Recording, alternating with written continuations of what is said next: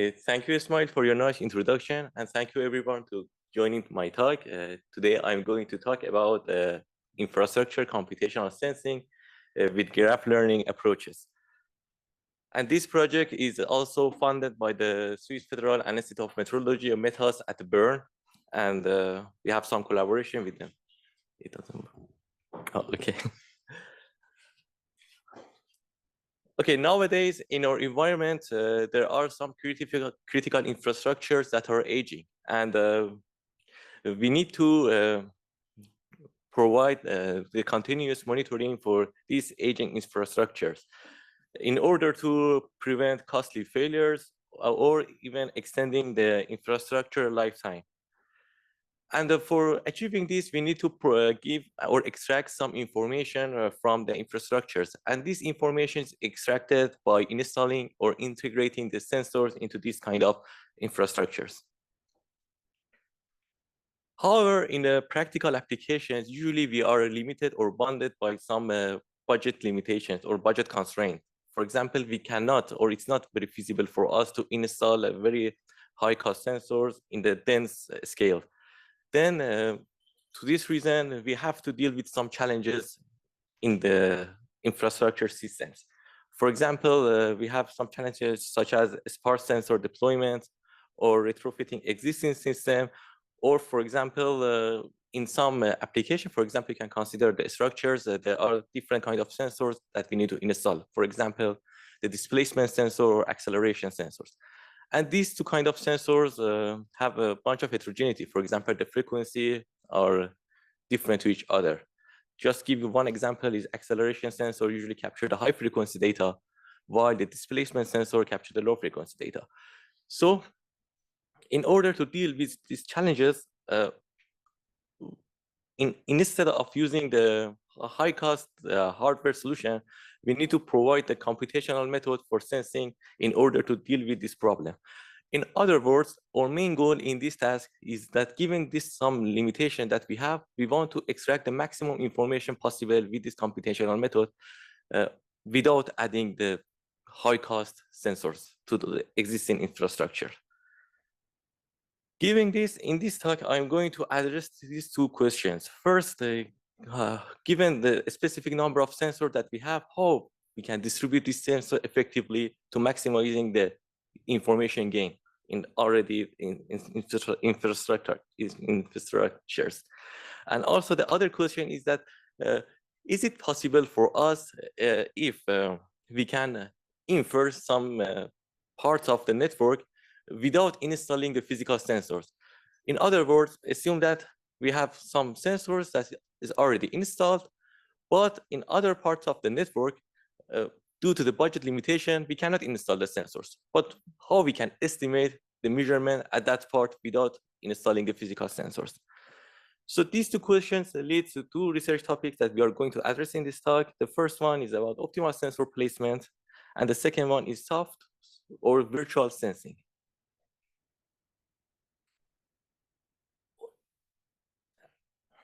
Okay, and when we integrate the sensors into the infrastructures, we already know that these sensors can have some interaction between them. And for this sensor network can be modeled as a graph, which means that each node can be modeled as a sensor, and the interaction between them can be modeled by the edge or connection between them.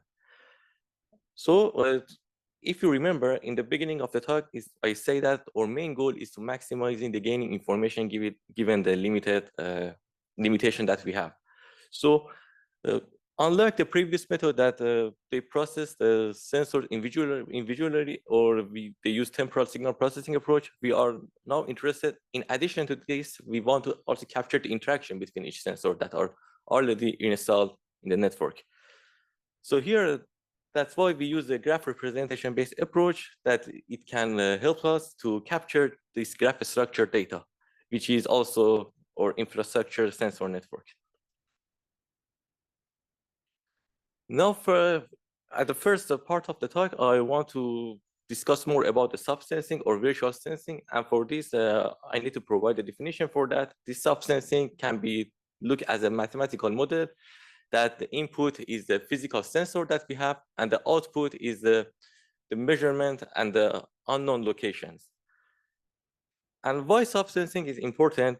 The reason is that sometimes we have incomplete data, which is, I think you should know that it's very widely available in the infrastructure sensor network.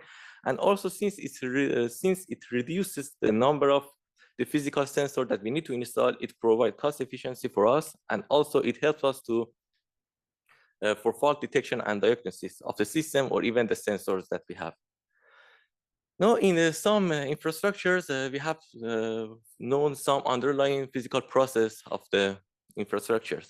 And now, this subsensing definitely can be done in the purely data-driven manner. For example, you just need to train the network that it's just taking input as a physical sensors, and then it estimates your virtual or sub-sensors. But when we have access to some underlying information about the physical process that we want to study, it's better to integrate the physics, because first it's increase the reliability, and the second it's reduce the uncertainty. And subsensing is very common in the district heating network, where, for example, for the monitoring the district heating, you need to install mass flow rate sensors, temperature or pressure sensors.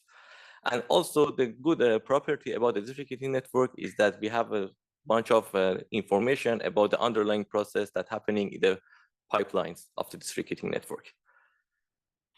Just to show that, you can see that in this figure, in this part, you can see the overview of the district heating network that we want to study. For example, here we have one heat plant, and also we have the 4 building that the heat is distributed from the heating plant to the building, and then after cooling, it again backs to the heating plant, and we have this circular process.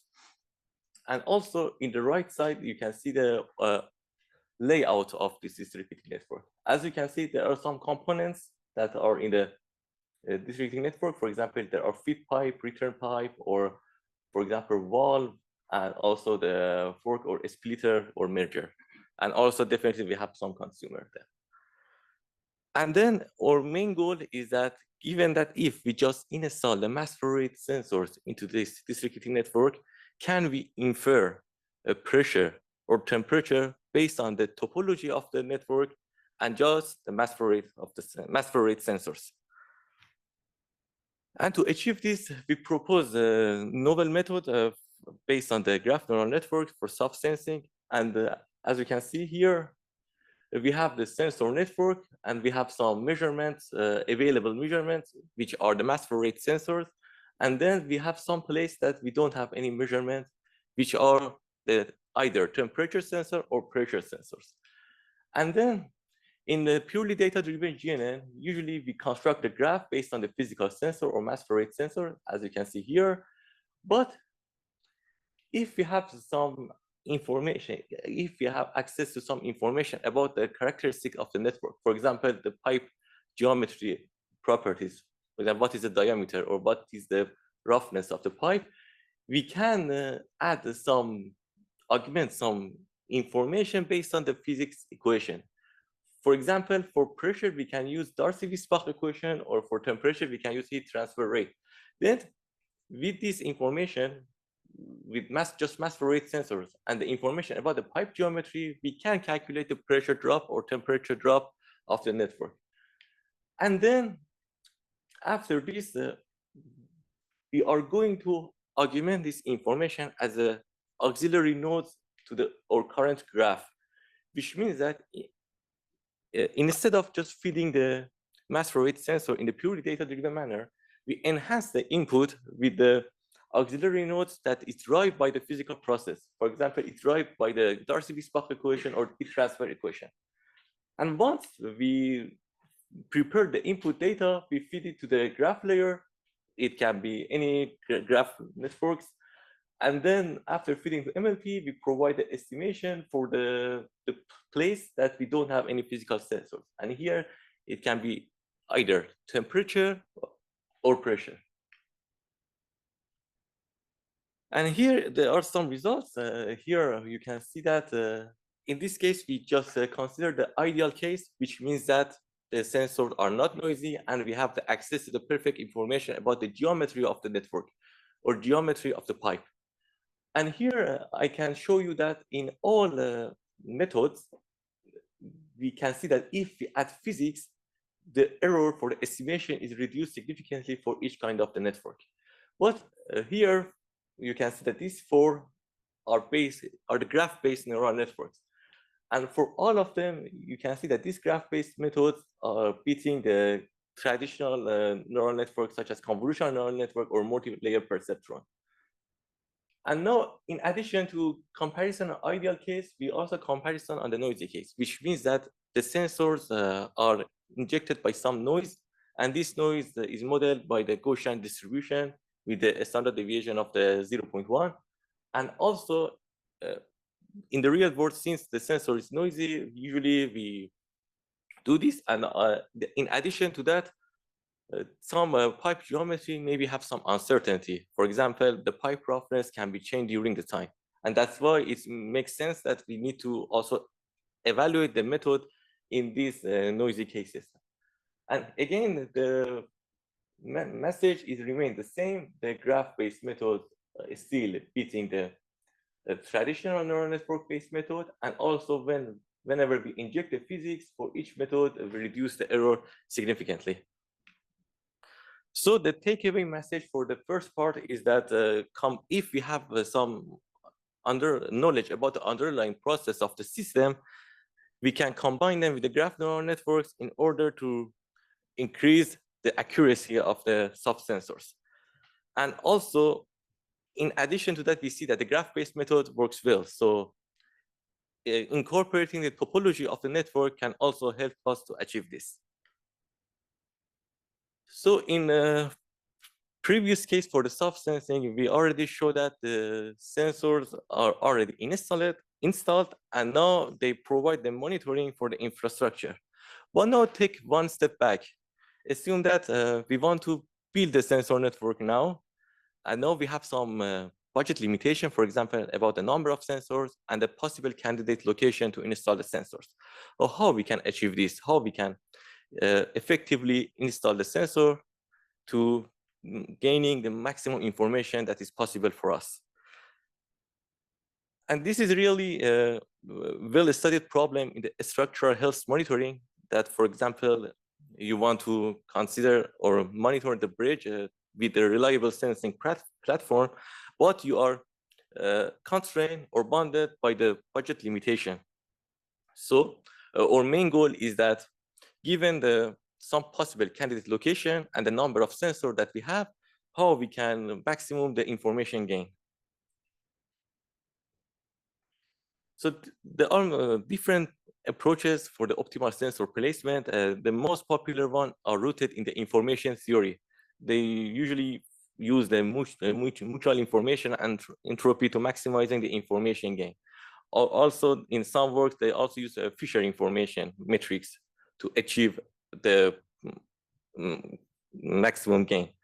But here there are some limitations in the information theoretic-based methods. First of all, in this kind of methods, you need to access to the accurate probabilistic models, which is not very straightforward in the real world applications. And also for the large sensor networks, they are very computational intensive, and also they are very sensitive to noise and evolving environments. Now new kind of approaches are emerging, and they use the theory from the graph signal processing to provide the best location for installing the sensors.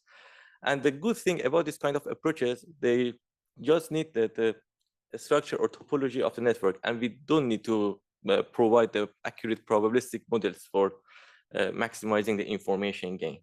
But here there are some bottlenecks about these kind of approaches because they completely ignore the temporal behavior of each sensors, each signal, and they just take a look at the spatial topology of the network. So in order to deal with these challenges or with these bottlenecks, we propose novel approaches, and we call it time vertex machine learning. which means that in this approach, we integrate the graph signal processing theory and temporal signal processing theorem and machine learning to jointly model the time, space, and spectral sensor characteristics. So here is the diagram, and I'm going step by step to show you. So the input that we gain is the raw sensor values from the possible candidate locations. And then after this, we learn the graph based on these values or raw sensor readings. But here, if you have access to the topology of the structures, you can directly replace this part with the adjacency matrix of the structures. But here we assume that the only thing that is available is the possible candidate locations and the raw sensor values for these locations. And once we learn the graph, we can calculate the centralities for each node in the graph, which are the possible candidate location for us. And how we can calculate the centralities, for example, there are a bunch of the methods for the computing centralities of the nodes. For example, the most popular one is the degree centralities, which means that the nodes which has the maximum neighbors has the maximum number of centralities. For example, this node, since the neighbors is much bigger compared to other nodes, it has the maximum degree centralities. Or, for example, for betweenness centralities, you can see that the nodes that act as a bridge between two graphs has a maximum betweenness centralities. For example, again here, you can see that this node has a maximum centralities value, which means that, for example, if this node is not available in the network, so these two graphs become disjoint. So they act as like a bridge. And then we calculate these centralities for each node. And then now we go to the temporal processing of the signal. So we go for each sensor values here, and we do feature extraction for each sensor values here in order to provide the compact representation of each sensors. So these features can be statistical features based on the mean, variance, skewness, or kurtosis, or even it can be based on the spectral features based on the fast Fourier transform. And then after we provide the compact representation for each sensors, then we feed to the clustering algorithm. And here we use the k-means clustering. And I want to say that the k is a number of the desired location that we want to install the sensors. For example, you have 10 locations, but you want to need to install 2 sensors, or you need to choose 2 locations. So here the k should be equal to 2. I just want to mention that it's already predefined, so it's not the hyperparameters that you need to tune. And then after you cluster, then you go to each cluster and calculate the aggregated centrality scores, which means that if you remember, we compute the centralities for each node, and then we aggregate this score by providing the combination of them. And after we calculate the aggregated centrality scores for each node, we go to each cluster and pick the node which has the highest centrality scores. And then, for example, if we have 2 clusters, we go to each clusters and pick the node that has the highest centrality scores. Then we have the 2 possible locations for installing the sensors. And once we choose the possible locations, now we want to evaluate the benefits of this in the downstream task. For example, we want to evaluate, does the locations are very representative for the downstream task or not? So for downstream task, we use the encoder-decoder architecture, and it's based on the spatial temporal graph neural networks. But the main thing that you should know here is that our input is the sensors that we chosen, and then we mask the sensor that we didn't choose because we didn't install anything there. Then when we fit this to the encoder-decoder space, then we evaluate these tasks on the damage detection on the bridge or the signal reconstruction on the place that we didn't install any sensors. So first case study, we consider the train track bridge platform. And then here we have 10 possible locations to install the sensor, as you can see from here. And then here we learn the graph based on the information. And the interesting thing that the graph that is learned by the smooth representation is very similar to the real structure of the network. But the difference is that the interaction between each nodes are not uniform, as you can see here by the color mapped adjacent symmetries. For example, the interaction between node 0 and node 1, which are these two, is higher compared to the interaction between node 5 and node 4, which are these. And this is because of the complex structure of the beam. And also, I want to mention that in this data, we consider the displacement sensors. And given these 10 possible locations, we want to find the 2 best places to install the displacement sensors. And before, I also mentioned that there are some methods based on the information theory. For example, entropy-based method or mutual information-based method. And this localization is the graph-based method, come from the graph signal processing. And the random is just a randomly assigned the location. And EMD is also the deep learning-based method based on the Earth mover distance. And TVML is our proposed method. And as you can see from this figure, you can see that our proposed method achieved a higher accuracy and a higher F1 score in the damage detection task. And also, if you take a look at this plot, you can see that the recall of the TVML method is much higher compared to other methods, which say that we reduce the missing cases. And for precision, also, we have the better results, but it's comparable to other kind of methods, which means that all of these methods provide the same false alarms. And then we go to the second case study, which is the longest tail cable bridge in China. And here there are, again, possible locations for installing the sensors. And then with these locations, we choose the 10 sensors here to install. And again, same as the previous method, we learn the graph based on the raw sensor values. And then you can see that in the downstream task, we consider the graph signal reconstruction task in addition to the damage detection.